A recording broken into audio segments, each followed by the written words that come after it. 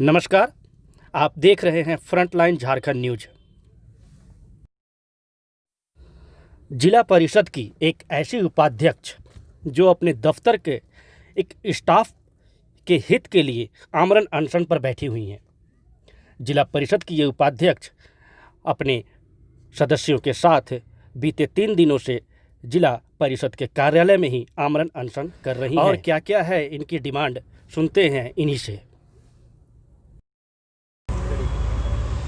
आमरण अनशन पर बैठे हुए हैं, क्या वजह है और कब से बैठे हैं? देखिए, आज हम लोग का जिला परिषद में जितने भी हम लोग बैठक में प्रस्ताव पारित करते हैं या जो भी हम लोग निर्णय लेते हैं वो सही रूप से अधिकारियों की मनमानी की वजह से कहा जाए, वो सब फाइल को भी छेड़छाड़ किया जाता है। और साथ ही यहाँ पर जो हमारे यहाँ एक अनुबंध में स्टाफ थे विजेंद्र प्रकाश, तो उनको हम लोगों ने 2010 में ही प्रस्ताव पारित करके और कमेटी गठन करके उनको यहाँ अनुबंध में रखा गया था।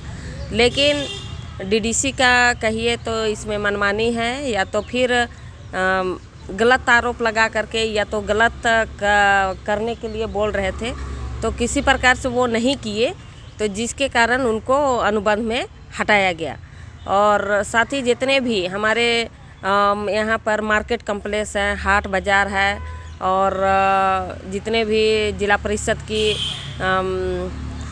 दुकानें चल रही है, बंदोबस्त किए गए हैं, तो वो किस तरह से किया गया है और कैसे किया गया है, ये सारी जानकारी हम लोगों ने बैठक में मांग किए, तो अभी तक से हम लोगों को अधिकारी लोग जवाब नहीं दिए हैं। जिस तरह से हम लोगों ने जिन जनप्रतिनिधि इनको आज हम लोग मार्केट कम्प्लेक्स बनाने की हो या हाट बाज़ार की हो, तो ये सब प्रस्ताव पारित हम लोग करते हैं, लेकिन किस तरह से ये कमेटी गठन होती है, कहाँ पर आज तक से हम लोग मार्केट कम्प्लेक्स में वहाँ कदम भी नहीं रखे, और ना मतलब ना शिलान्यास हुआ, ना उद्घाटन हुआ, कब दुकान आवंटन हुआ, ये हम लोगों को आज तक से जानकारी जब बैठक में होती है मांगा जाता है अधिकारियों से, तो वो लोग जवाब नहीं दे रहे हैं।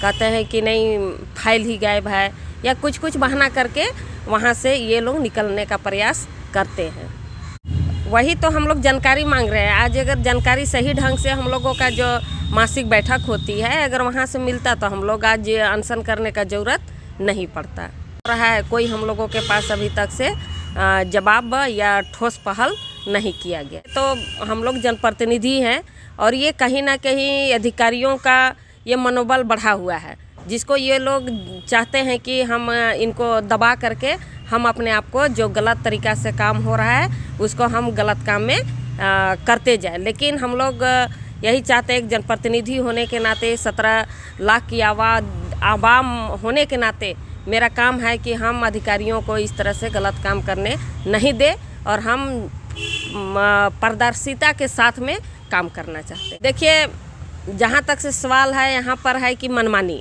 जो भी है, यहाँ पर जनप्रतिनिधियों को तजहीब या कहिए तो उनको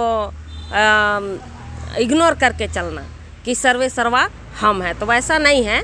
अगर वही है तो जैसे बोले कि अभी अनुबंध में जो विजेंद्र प्रकाश थे उनको हटाने का, आज देखिए कहीं पारा टीचर है, आज आंगनबाड़ी सेविका है, ये सबको सरकार हटा नहीं सक रही है। या तो फिर हमें हटा के दिखाए, अगर हम जनता के चुने हुए हैं, अगर उतना ही अधिकारी को पावर है तो हमें हटा करके दिखाए।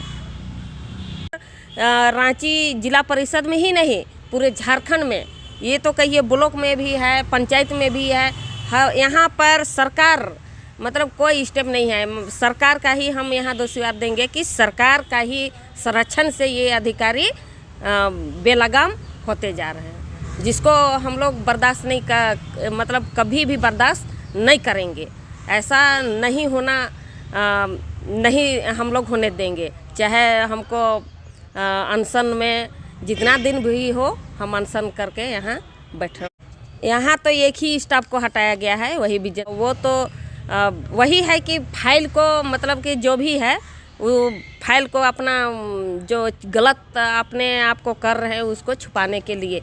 लेकिन जो नियम कानून है उनको तो कोई भी स्टाफ रहेगा उसको तो नियम कानून से ही चलना पड़ेगा। तो वही हुआ कि वो नियम से चले, तो वही डीडीसी का कहना है कि हम सेक्रेटरी हैं तो मेरा बात को मानो, यही कारण है। हाँ, मानदेय जो है गाड़ी भाड़ा जो भी है, वाहन का सुविधा है उपाध्यक्ष को, और पूरे झारखंड में इसको देखा जाए तो अध्यक्ष उपाध्यक्ष का सरकार के द्वारा, विभाग के द्वारा जो भी है वाहन का सुविधा जिला परिषद अध्यक्ष उपाध्यक्ष को दोनों को है। लेकिन यहाँ रांची जिला में ऐसा है, दुर्भाग्य कहा जाए या अधिकारियों की मनमानी कहा जाए, ये या फिर महिला को एक शोषण किया जाए। ये है कि जिस दिन से हम 2015 से हम यहाँ पर 16 से जिला परिषद हैं, उपाध्यक्ष हैं, लेकिन अभी तक से कोई वाहन का सुविधा नहीं दिया गया। इसके पीछे किनको वजह मानती है?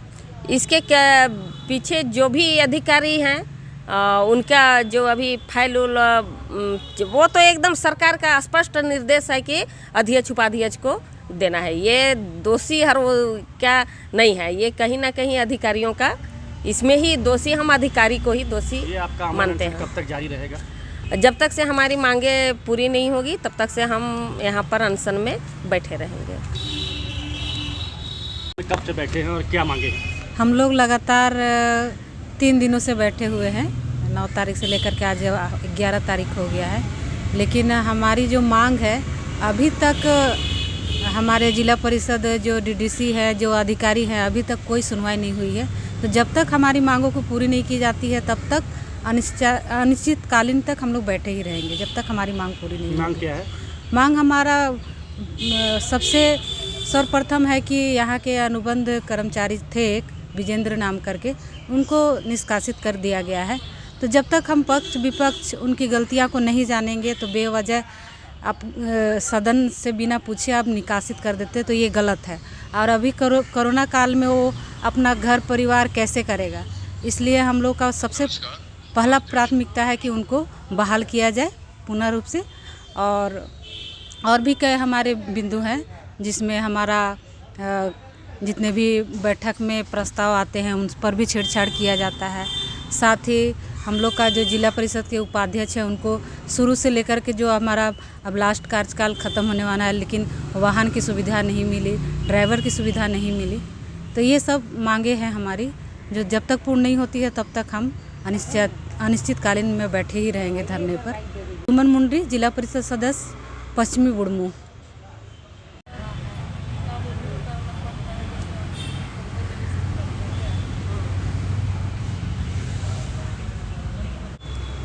देखिए, आज तीसरा दिन चल रहा है और इनकी जो मांग है बिल्कुल जायज़ है। हर जनप्रतिनिधि को सरकार के द्वारा संवैधानिक रूप से एक उस तरह से प्रावधान किया गया है, और मुझे लगता है हम लोगों की जिला परिषद की जो उपाध्यक्ष मैडम हैं, उपाध्यक्ष पद को भी संवैधानिक तौर तरीके से कुछ जिस तरह से एक विधायक, सांसद या ये पदाधिकारियों को मानदेय या वेतन इस तरह का जो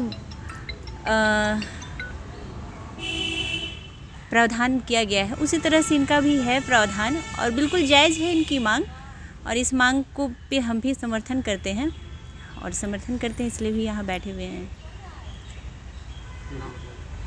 हेमलता उरांव, चान्हो, जिला परिषद की सदस्य। जिस स्टाफ के जायज मांग को लेकर जिला उपाध्यक्ष पार्वती देवी आमरण अनशन कर रही हैं, आइए जानते हैं क्या है उस स्टाफ का कहना। जिस वजह से हटाया गया उसका कोई वजह भी नहीं था। मैं बताना चाहूँगा कि मेरी जो नियुक्ति हुई थी 2013 में हुई थी, और 2010 में बोर्ड की बैठक में पद के लिए, नियुक्ति के लिए सर्वसम्मति से प्रस्ताव पारित किया गया था। उसके आलोक में विज्ञापन निकला था और नियुक्ति हेतु बोर्ड का भी गठन किया गया था। उस बोर्ड में तत्कालीन अध्यक्ष महोदया थी और मेरा इंटरव्यू हुआ था। जितने भी अभ्यर्थी थे उनमें मैं टॉप किया था। उसके आधार पर मेरी नियुक्ति नियमित रूप से की गई थी, और उसके बाद से लगातार मैं यहाँ पे कार्य करता रहा। जितने पदाधिकारी रहे उनके साथ काम किया, जितने भी लगभग मुझे लगता है कि IAS लोग के साथ काम किया, और सभी संतुष्ट रहे। और मेरे कार्य के प्रति कभी दुर्भावना नहीं रही, ना कभी उन्होंने असंतोष जाहिर किया। अभी जिस तरीके से सरकार का जो अभी नीति है कि जितने अनुबंध पे हैं उनको नियमित करने का। उसके बाद में मुझे अनर्गल तरीके से जो नियम के अनुसार नहीं है मुझसे शो कॉज किया गया। कुछ काम में विलम्ब हुआ था, मैंने उसको नियमानुसार मैंने शो कॉज का जवाब भी दिया समय पर, और मतलब पूरी डिटेल में दिया था नियम के अनुसार पे, नियम को उल्लेख करते हुए, जैसे पंचायती राज अधिनियम है, वित्त विभाग का नियम है, उसके आधार पे मैंने पूरा डिटेल लिखते हुए मैंने उसको पूरा डिटेल में दिया। इसलिए मैंने क्षमा भी प्रार्थी की। 1 दिन का विलम्ब हुआ या 2 दिन का विलम्ब हुआ, लेकिन मैं डिटेल में देना चाहता था कि मेरे से कोई गलती नहीं हुई है। जो जिला परिषद का जो मुख्य कार्य है वो जिला परिषद के आय स्रोत में संवर्धन का कार्य है। मेरे ही प्रयास से आज जितने लोग हैं, चाहे कोई भी हैं, जिनका वेतन मिलता है 2 करोड़ रुपये का, मतलब हम लोगों ने आय स्रोत में राशि लाया था। उसमें हम लोग को पंचायती राज से हम लोग को सम्मानित भी किया गया था कि ये ऐतिहासिक क्षण था। लेकिन अभी जो मेरे ऊपर आरोप लगाया गया उसका मैंने जवाब भी दिया। मैंने पूछा कि जो मैं जवाब दिया हूँ शोकॉज का, उसको बोला गया कि संतोषजनक नहीं है। तो मैंने पूछा कि कौन सा पॉइंट संतोषजनक नहीं है, वो मुझे बता दे। वो बता नहीं रहे हैं, और उसी के आधार पर बोलते कि आपका स्पष्टीकरण संतोषजनक नहीं है। अब मेरे जितना स्पष्टीकरण है वो न्यायालय में अगर जाया जाए तो ये सभी चले जाएंगे और न्यायालय में बाध्यकारी हो जाएंगे। ये उसको हमने बोला कि अगर संतोषजनक नहीं है तो क्यों संतोषजनक नहीं है, कौन सा पॉइंट संतोषजनक नहीं। मैंने उसमें लिखा है कि जिला परिषद का मुख्य कार्य है आय स्रोत में संवर्धन का। ये 17-18 के बाद से आय स्रोत में कोई वृद्धि नहीं, जैसे कि हाट बंदोबस्ती होनी है या कहीं पे बंदोबस्ती होनी है या शहरात की बंदोबस्ती होनी है, के अंतर्गत नहीं आता है।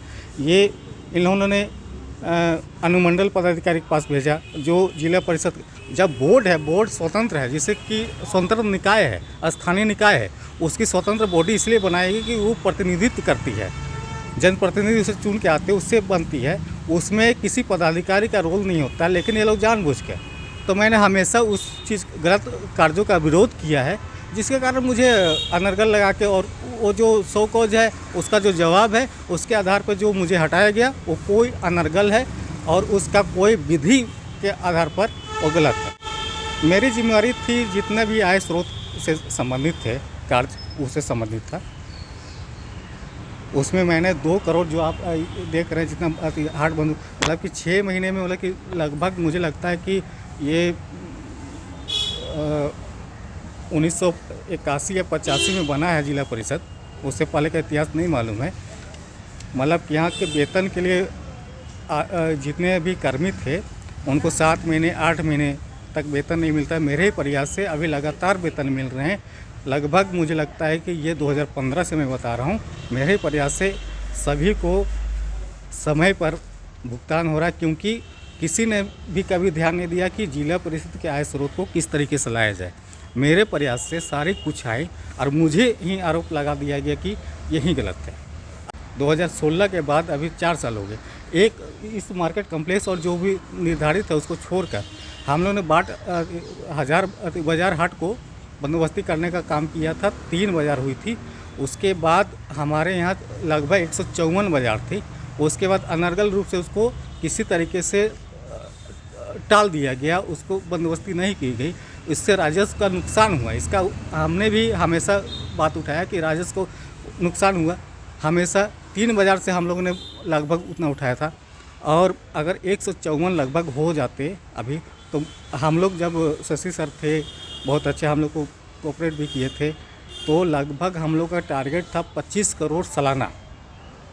लेकिन कुछ पदाधिकारी के मतलब असहयोग रवैये के कारण जिला परिषद फिर से वहीं पे पहुंच जाएगी जो हम लोगों ने किया था, कर रहे हैं। और वो इस तरीके से करते हैं कि वो जिला परिषद के नियम को नहीं जानते। देखिए, जिला परिषद अगर संचालित है पंचायती राज अधिनियम के तहत में, और वो समाहरणालय के नियम के तहत में नहीं है। यह हमेशा मैंने समझाया है कि पंचायती राज अधिनियम के तहत में एक निर्वाचित संस्था है, जैसे नगर निगम है, वो टैक्स निर्धारित करती है किसी भी तरीके से, वो स्वतंत्र है। वो डीसी के पास नहीं जाती है, वो एसडीओ के पास नहीं जाएंगे, वो आयुक्त के पास नहीं जाएंगे। वो स्वतंत्र बॉडी इसलिए बनाया है कि वो खुद के निर्णय ले सके।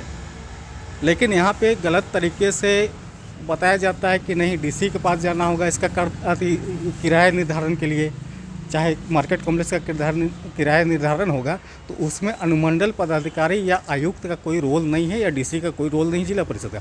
जिला परिषद की सर्वोच्च संस्था है बोर्ड उसकी, उसमें निर्वाचित सदस्य हैं, उसमें फिर विधायक सांसद हैं, मनोनीत हैं, वो सर्वोच्च है। उसमें सचिव का भी आक्षेप नहीं लगा सकते हैं, उसके निर्णय को बदल नहीं सकते हैं, लेकिन लगातार देखा जाता है कि सचिव मनमानी करके बोर्ड के निर्णय को बदल देते हैं एक तरफा। ये पंचायती राज के नियम के किस नियम के तहत में है कि सचिव कोई अगर एक मत से, ध्वनि मत से या कोई भी प्रस्ताव लाया जाता है तो उसको ये कैसे बोल सकते हैं मैं नहीं मानूंगा? वो कौन होते? वो नहीं होते। नहीं, उनके लिए तो मैं बहुत आभार प्रकट करूँगा और बहुत सारे सदस्य लोग का, जितने भी सदस्य लोग हैं सभी मेरे समर्थन में हैं और उनके साथ भी अन्याय हुआ है।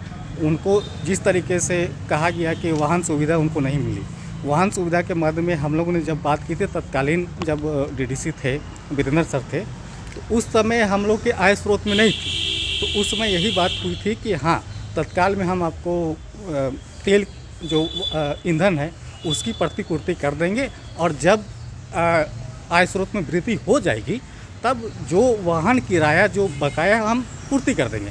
तो उनके जाने के बाद लगभग हमको लगता है कि 1 साल के बाद हम लोगों ने 2 करोड़ रुपया लाया, तो उनका भुगतान होना चाहिए था क्योंकि आय स्रोत में वृद्धि हो चुकी थी, अच्छी खासी हो चुकी थी।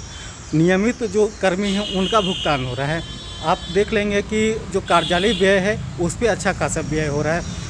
आप सचिव के आवास में बहुत सारी फर्नीचर लग रहे हैं या कुछ भी लग रहा है, उस पर व्यय हो रहा है। लेकिन एक उपाध्यक्ष जो सम्मानित है, अगर उपाध्यक्ष का पद को देखेंगे तो अध्यक्ष होते हैं पहले, उसके बाद उपाध्यक्ष, उसके बाद मुख्य कार्यपालक पदाधिकारी, तो पद से ऊपर है और उनकी पद को अवहेलना करना ये मुझे उचित नहीं लगता है और ये मनमाना तरीक़ा से कार्यालय द्वारा दिग्भ्रमित किया गया।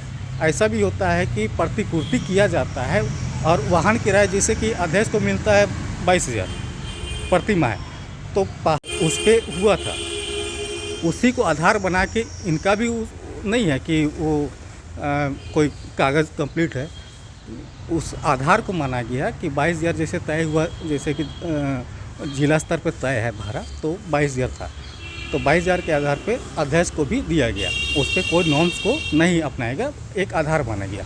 तो मैडम तो मांग रही है 18,000, ये तो बहुत मिनिमम है, इसमें तो देने में कोई दिक्कत नहीं होना चाहिए थी। इसमें क्या है हमको तो समझ में तक कौन ऑपरेट कर रहा है जिला परिषद को? अध्यक्ष उपाध्यक्ष ऑपरेट कर नहीं रहे हैं? नहीं कर रहे हैं। और ऑपरेट कर रहा है, किसके निर्देश पर ये बोर्ड काम कर रहा है? बोर्ड का जो नियम है अध्यक्ष उपाध्यक्ष ही है सर्वोसरे, और डीडीसी मतलब मुख्य कार्यपालक पदाधिकारी तो बहुत नीचे हुए, कार्यपालक पदाधिकारी तो नीचे हुए। बातों को तो माना नहीं जा रहा। नहीं, उनको नहीं, वो जैसे मुझे बोला है कि उच्च अधिकारी का बात नहीं मानते हैं, तो ये अगर इनकी बात नहीं मान रहे हैं तो ये भी तो अवहेलना है उच्च अधिकारी का। अगर डीडीसी नहीं मान रहे हैं तो ये भी तो नॉर्म्स बनता है कि आप उच्च अधिकारी का बात नहीं मान रहे हैं और उसकी अवहेलना कर रहे हैं। परिचय दीजिए अपना। विजेंद्र प्रकाश लिपिक।